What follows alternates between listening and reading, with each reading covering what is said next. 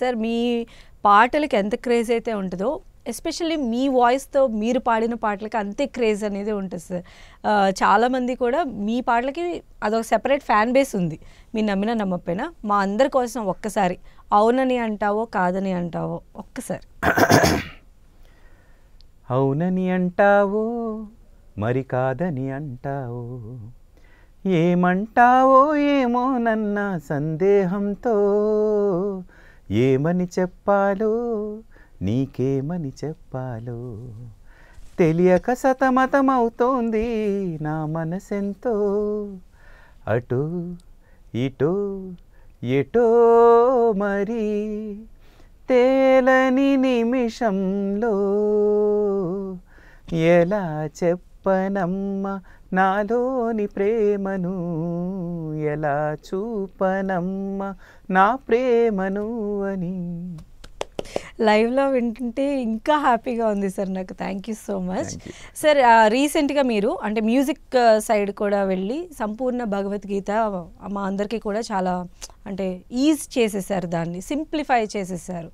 So ఆ journey గురించి చెప్పండి సార్.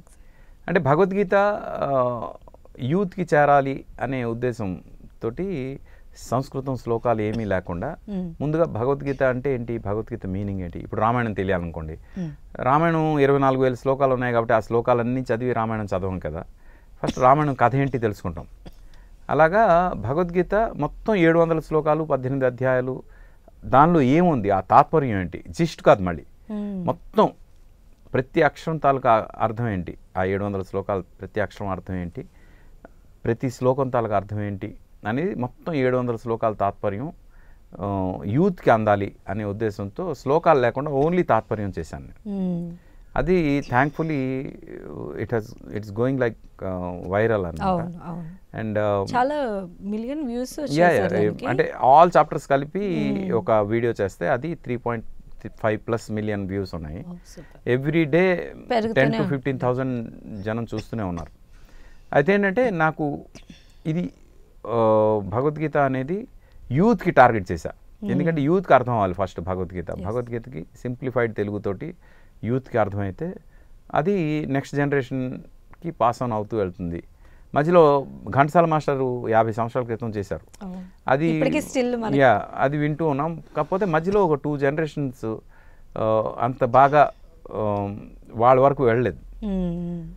అయితే తర్వాత చాలామంది చేసిన యూత్కి మెయిన్ టార్గెట్ చేశాను కాబట్టి శ్లోకాలు లేకుండా భగవద్గీత మొత్తం ఇది చేసాము. సో ఇలాంటి కొత్త ఒరవడి మ్యూజిక్లో ఇంకా మీరు చేస్తూనే ఉంటారా సార్? ఇది మ్యూజిక్కి సంబంధించింది కాదు, అంటే మన రూట్స్ని ప్రపంచానికి పరిచయం చేయాలనే ఉద్దేశమే, అంతకుమించి ఇంకా. ఓకే, అయితే మీరు చెప్పారు వెండి తెర మీద కూడా ఒక సినిమా డైరెక్ట్ చేస్తాను అని చెప్పి, దానికి సంబంధించి ఏమైనా డీటెయిల్స్ మాకు చెప్పండి. ఒకటి కాదు, చాలా జరుగుతున్నాయి, చాలా వరకు జరుగుతున్నాయి. ఒక 3 సినిమాలు అయితే ఇప్పుడు పైప్ లైన్లో ఉన్నాయి.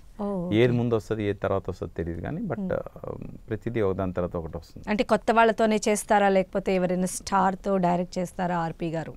కొత్త వాళ్ళు అంటే ఒక 4 అబ్బాయిలు 4 అమ్మాయిలతోటి ఒక మ్యూజికల్ లవ్ స్టోరీ అనుకుంటున్నాను. అంటే నా డైరెక్షన్లో మ్యూజిక్ లేదు పాటలు లేవు అనేసి అనేవాళ్ళు ఎక్కువ మంది ఉన్నారు. ఇప్పుడు కాఫీ విత్ కిల్లర్లో అసలు పాటే లేదు. అవును, పాటే లేదు. అలాగా నేను డైరెక్ట్ చేసిన సినిమాలో మ్యూజిక్కి కొంచెం ఇంపార్టెన్స్ తక్కువే ఉంటుంది. నేనేమంటానంటే మ్యూజిక్ ఇంపార్టెన్స్ ఉండే కథ వచ్చినప్పుడు మ్యూజిక్ ఇంపార్టెన్స్ ఉంటుంది, కానీ కథకి ఇంపార్టెన్స్ ఉన్నప్పుడు కథ ఏం డిమాండ్ చేస్తే అదే ఉంటుంది. కాబట్టి దాన్ని బట్టి నేను ఐఎమ్ హెల్ప్లెస్ అనుకునే టైంలో 8 పాటలతోటి out and out musical love story ఒకటి కథ వచ్చింది.